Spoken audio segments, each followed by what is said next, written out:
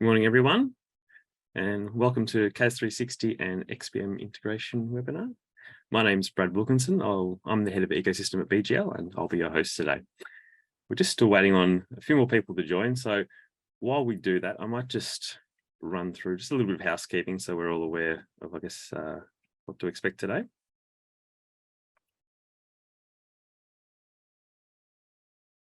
So everyone's aware, the webinar is being recorded. All attendees will receive an email with the recording at the end of the webinar. If you have any questions along the way, please feel free to use the Q&A section. So we have a team of BGL panelists here to help answer any questions, whether it's the integration specific questions or CAS questions. We have people on hand to help out with that.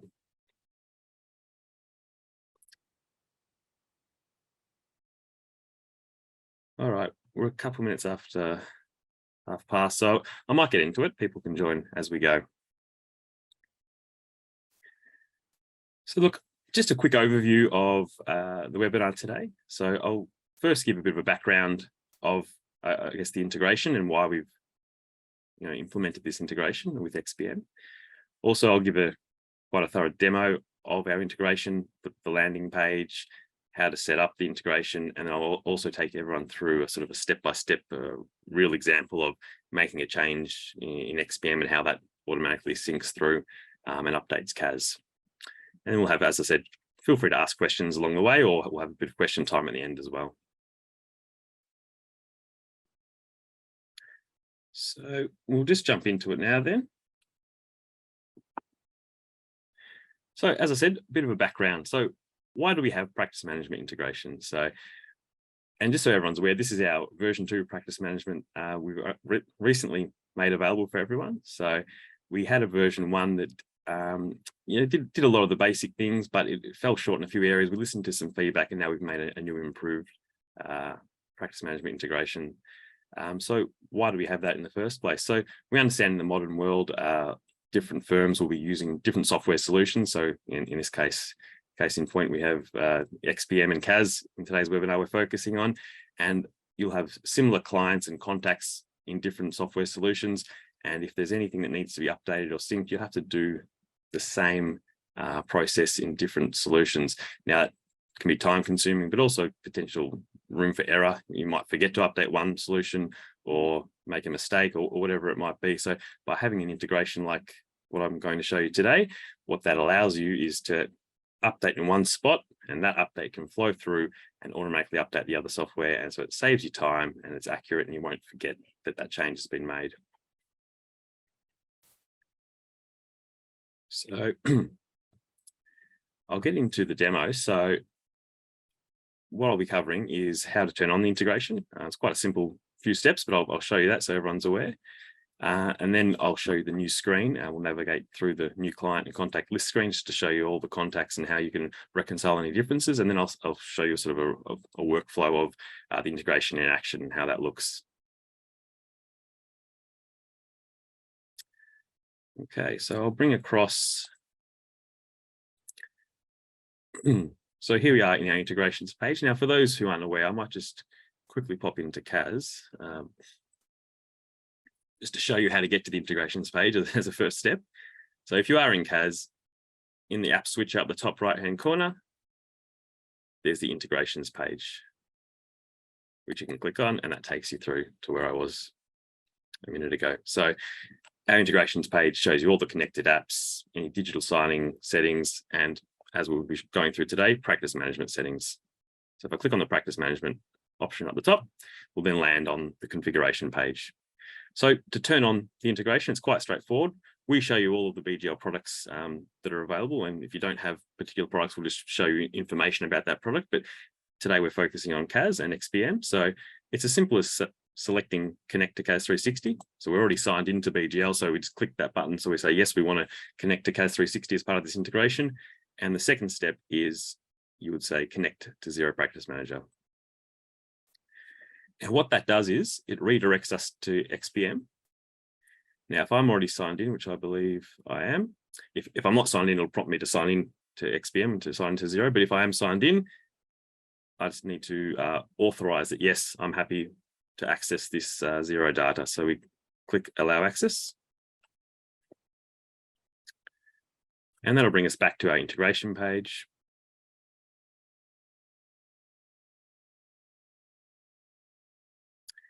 It's just loading. And now we have both CAS and Xero connected. But the final step, and it's quite straightforward, the final step is we click on Start Initial Synchronization. So we've now selected the products we want to sync, and now we have to start the initial sync. So the initial sync will take sometimes 20 or 30 minutes, depending on how many records you have, how many client and contact records you have.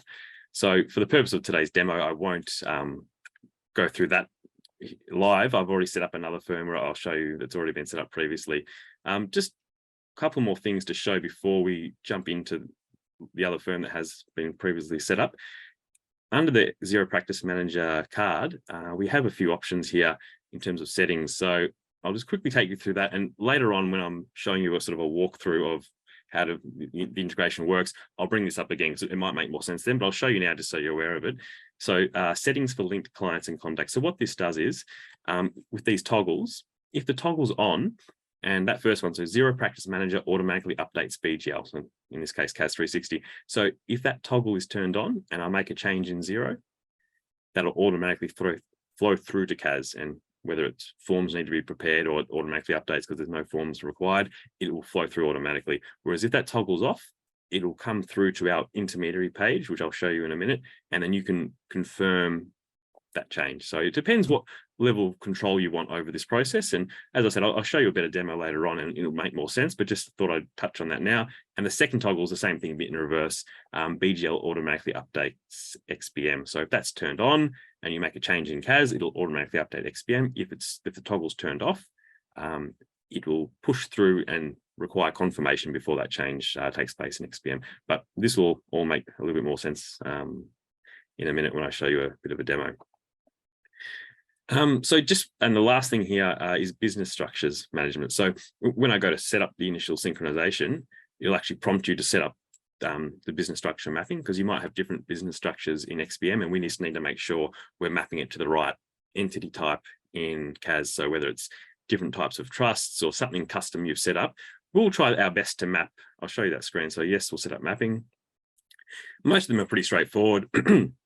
Company maps to company, individual, etc. But there may be different trust types that aren't default, and maybe you've customized that. And it's just a matter of selecting where you want that to map to. So from Xero, where do we want that to map to in CAS? So we have just a few different test ones and trust ones I've set up here as an example. And once we finish that mapping, our final step would be save and start initial sync. So as I mentioned, that can take 20 or 30 minutes, depending on how many records you have. So I'll jump straight into one that I prepared earlier. So when you actually start that initial sync, you'll actually receive an email once the sync is complete, and then you'll know to come into this screen. So it's the same page as what I was showing before. We're in the practice management settings page, but now I've come to the client and contact list. So now the sync has happened. We've brought in all our data from CAS 360 and Xero and try to match it off and start the syncing process. So the first thing we do now in this screen is, I guess, and this is what we recommend anyway, to use our filters to go through and work through your data just to see if there's any discrepancies or something that needs to be tidied up before we sort of let it rip, I guess. Just do those steps first. So I'll just take everyone through the filters. So on the left-hand side, we have many different filters, but we'll start from the status filters. So I can click on what's linked. So these are all the records that they're in CAS and they're in Xero and everything's fine. It's linking, it's working. And any updates that happen will look to push through automatically based on the toggles that we had set up. So I'll give you an example. We have Pippo and Zagi at the top. So Pippo, we have the name is the same, physical address is the same, date of birth is the same. Our system has brought them in and said, this is the same person, it's linked.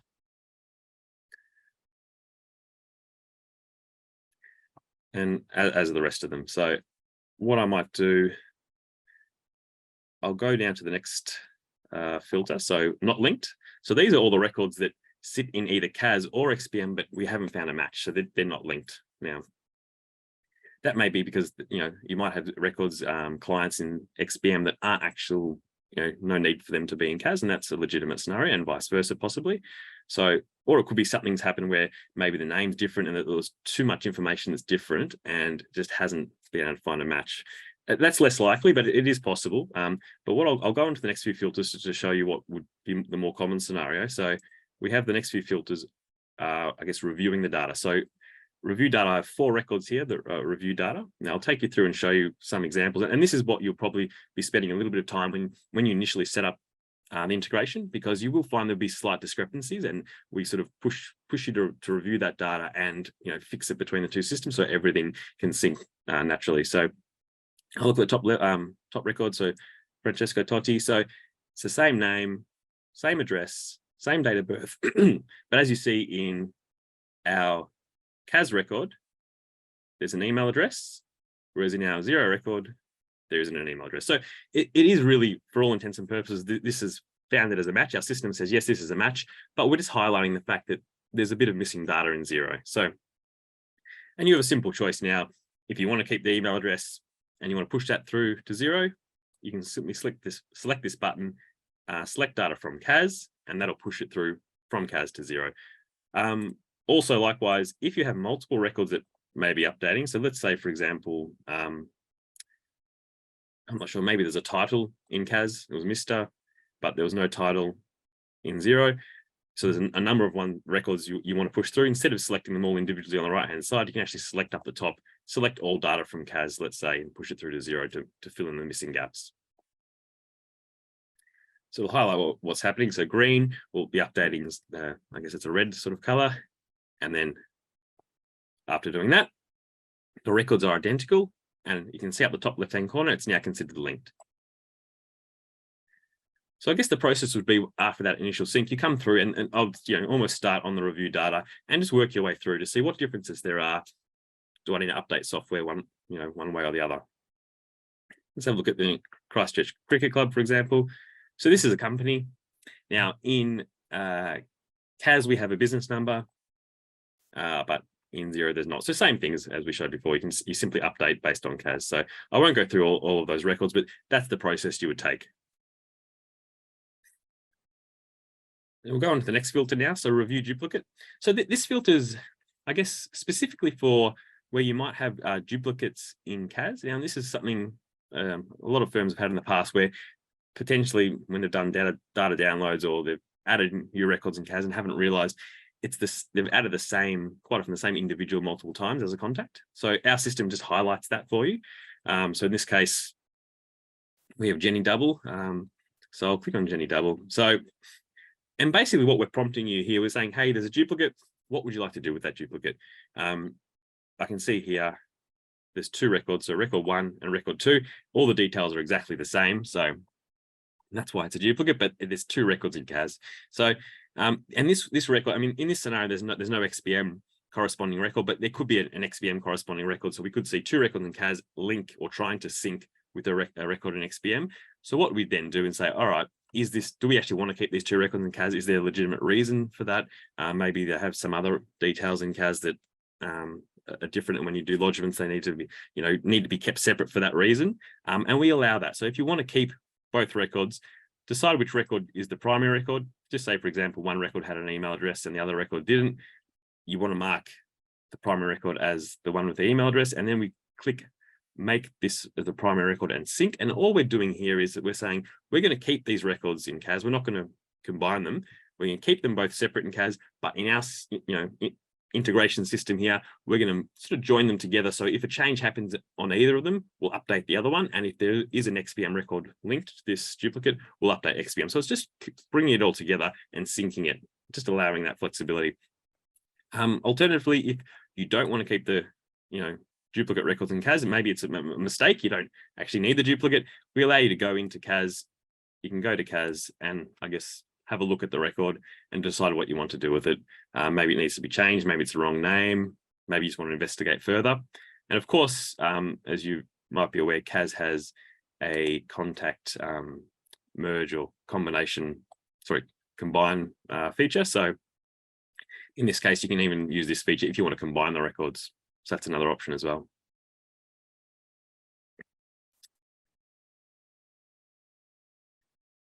And the final option back in our integrations page, if you're not sure what to do, but you don't want them linked at all, you can just click unlink. So you'll have the two separate CAS records, and CAS will be separate in our integrations page as well. So that's your final option. Okay, on to the last filter or status filter. It was suggested match. Now this is, I guess, somewhat similar to review data, but it's just not as strong a link. So I'll show you that this is the person trust. So in this case, okay, so it's a trust. We're gonna have a trust in CAS and a trust in XPM, and the trust has the same name, but you can see the physical address is different, and there's nothing else that sort of links the, we haven't got a business or a company number, we haven't got an email address, there's nothing else that links these two trusts other than the name. So it's a bit of we're sort of suggesting, well, we think this might be a match, but we're not 100% sure on it. So in this case, it's really, you need to review this as well, obviously. Now, you might look at this and think, well, it is the same trust. It was just a typo in XPM. We put a 1 by accident. So it should be 8 Edge Hillmount, Victoria, Wellington. So simply select the data in CAS as we showed before, but it's up to you to review that and decide what you want to do with it. So I'll do that. And now this becomes linked. Okay, so there are our main status filters. What I'll show you now, we'll go on to the product filters. So these product filters, the idea here is to say, well, we have records in CAS or we have records in XPM, but can some of those records be added to the other product? So at the moment, we were looking at when we have records in both and we're trying to sync them and, I guess, reconcile any data discrepancies. But now we're looking at, okay, we have particular records in CAS, we think they should be in XPM, or maybe particular records in XPM and we think they should be in CAS. So let's have a look at the first one. So not in CAS 360. So this XPM record, it's actually a trust, but it's called the test company. It's in XPM, but it's not in CAS. Now this might be something that's forgotten or hasn't been pushed through yet, and we can simply select that record and add to CAS, either as a client, which is the company level, or if it actually needs to be a contact, we can add it as a contact. So it's quite a simple thing just to push that those primary data fields through, and it will create that record in CAS. I guess on the flip side, it might be a record in XPM that we don't want in CAS. It's a different client that we don't need to manage in CAS. So we can leave that as is, or even if you want, you can actually select to hide. So all you're doing by hiding it is in this screen, we're not showing it because it's not relevant for the integration. So we know it shouldn't be in CAS. So I'll just hide that now as an example. And just so you know, if you ever do need to find any hidden records, we do have a filter right down the bottom, show hidden records. So if I click on that, the record I hid is there. So if you ever need to find them back, that's quite easy to do. The other filter here, so not in XPM. So these are all the CAS records that we don't have a record for in XPM. Same thing. If you need to push any data through, I guess have a look, say, all right, these CAS records, we do want them in XPM. They are clients of ours. We want to manage them in XPM. Maybe it was just missed or whatever it might be. So we can, let's select a few records. So you select multiple records and then do a batch sort of import to XPM. So if I select add to XPM as a client, now it's just prompted me to select what type of trust, because I have a few different trust business structure types in XPM, and add that. And now you can see the two records I selected, they're in CAS and now also XPM. So it's very, very easy. Anything you're missing in one product or the other, it's just a click of a button and it'll create that record, that client, whether it's company, individual, trust, in the other product with all the main key details, name, address, email address, company number, whatever it might be. And that gets created there.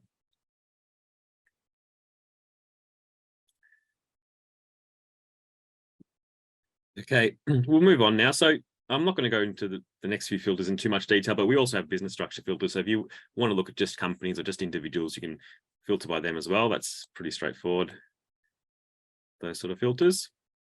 And right down the bottom, I did show you we have the filter to show hidden clients or contacts. The other one I'll show just briefly is the show contacts without relationships. Now, this is a sort of based on some early feedback we received. A lot of firms have, I guess, a lot of contact records in CAS that maybe don't have a relationship. They might have been added in the past by mistake, but And it's just an easy way to say, all right, let's have a look at this, for example. So we have a number of records here that are in CAS that don't have any relationships. And the top two in particular, we can see they're in CAS. So Chris Cairns and Johnny Cash are in CAS, but they don't have any relationships. So they're not directors or shareholders of any companies. So possibly that's something, there's no reason to push them through. Maybe they're old clients or not relevant anymore.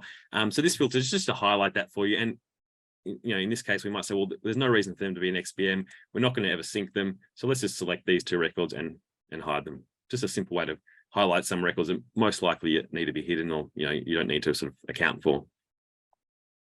So I'll hide those two records. Okay, so what I'll do now we've sort of had a look at the screen and understand how it works, I'll just show you, well, a couple of other little things that that might be handy as well. So for example, here I mentioned before, that any of these records on this page, we can see if they're in CAS based on the symbols on the right hand side. So we have the CAS icon and the XBM icon. And if you want to go to that record in either CAS or XBM, you just simply click on the icon, and that takes me through to that record in CAS, and likewise with XBM.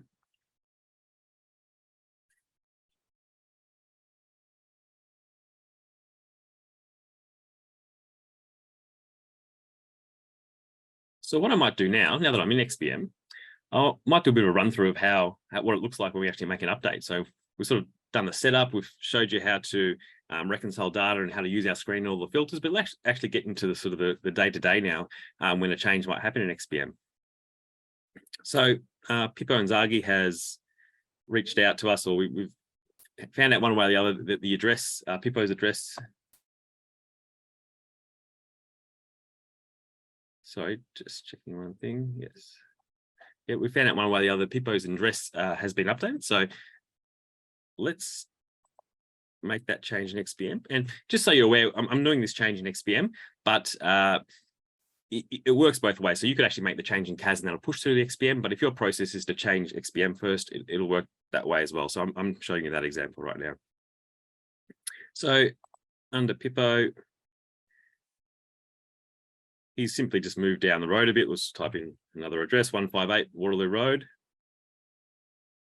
And I'll click save on that.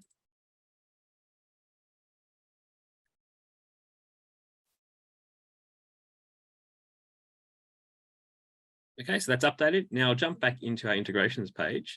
Now, just so you're aware, with the way this works in terms of automatically syncing, we call Xero's API to get this updated data once every 2 hours, and that's a restriction from Xero. So we'd love to have it a bit quicker, but that's how it is currently. So within 2 hours, this will update automatically.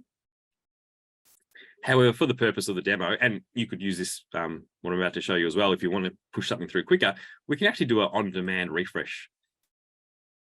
So I'm in the record, I select the Xero record. I know I've updated this to a different address. You can see it hasn't updated yet.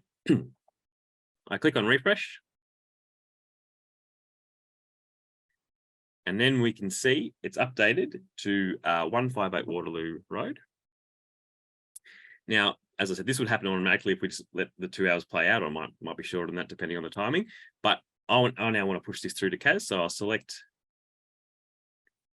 from XBM data here. So I'm updating based on that. And I'll click save. Now what this does is, so Pippo is actually, I'll just open up the CAS screen.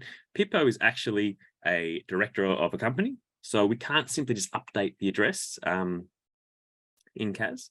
We need to lodge forms and go through your normal process. So I'll go into CAS now.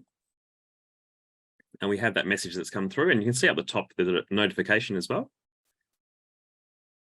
And we have from XBM or from Xero, there's an address update for Pippo Inzaghi.